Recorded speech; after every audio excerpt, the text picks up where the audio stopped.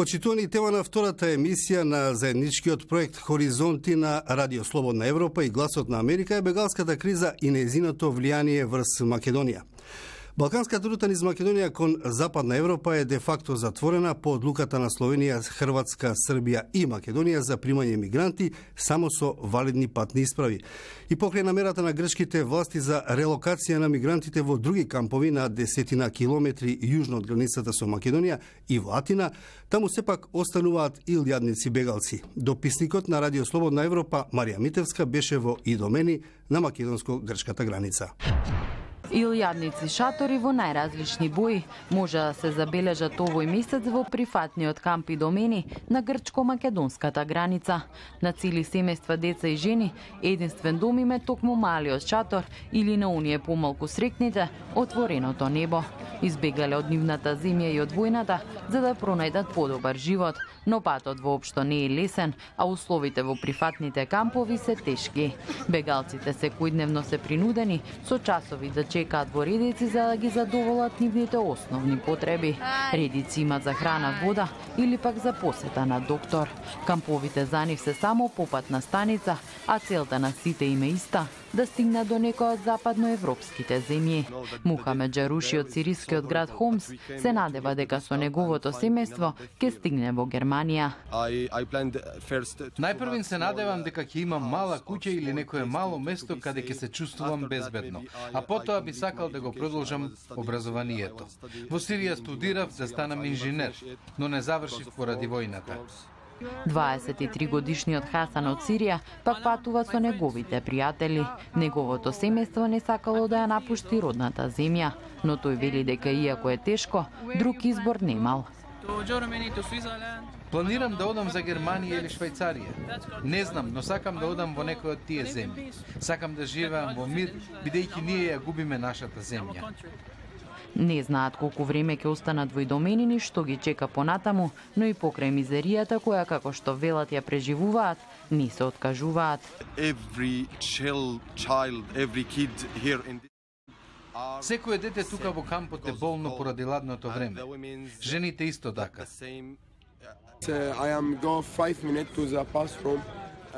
На 5 минути отидов до тоалетот и некој дошол во шаторот и ми ги украл ранецот и 100 евра. Бегалската криза за некој во кампот Идомени е начини за остварување на профит. На подвижните тезги се продава кафе, леп и други производи. Македонија за бегалците е толку близко, но сепак далеку.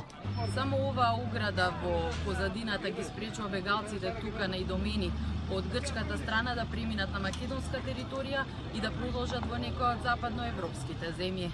На македонскиот дел од границата, пак во поголемиот дел од март, беше мирно, како во прифатниот камп Идомени да нема илјадници бегалци. Забележително и присуството на голем број на припадници на безбедносните сили, како македонски, така и странски. Во прифатниот камп Вино Југ, кој се наоѓа на неколку стотина метри од границата, на бегалците им се овозможува потребната помош. Бегалците таму се задржуваат само неколку часови, се додека не се упатат кон нивната наредна дестинација, а тоа е северната граница и повторно друг камп, прифатниот камп Табановце. Проблемот сепак не е решен и Европа стравува од нова масовна пролетна миграција од Африка и Азија и бара начини тоа да го спречи или барем да го канализира. Бранот мигранти нема да запре преку ноќ, се согласуваат и американските аналитичари. Јане Бојаджиевски од Гласот на Америка во Вашингтон разговараше со Марк Јарнел од International Refugees и Брајан Хенсфор, портпарол на УНХЦР. За мигрантската криза е клучно да е во сила одржливо решение ЕУ-Турција. Да се намали бројот нелегални имигранти не само во некои, туку во сите земји, вклучително и во Грција. Американските аналитичари коментираат дека решението мора да опфати почитување на ланските договори за релоцирање бегалци. Марк Јарнел од невладината организација Refugees International во Вашингтон неодамна бил во кампот со бегалци на македонско-грчката граница. Запрашан за страувањата дека двете земји може да станат паркиралиште за илјадници. Состојбата е полоша отколку паркиралиште. Има луѓе кои живеат во кал, спијат под отворено небо. Околу 10 до 12 илјади се заглавени. Немаат каде. Вели, потребно е содржано решение од Европската Унија.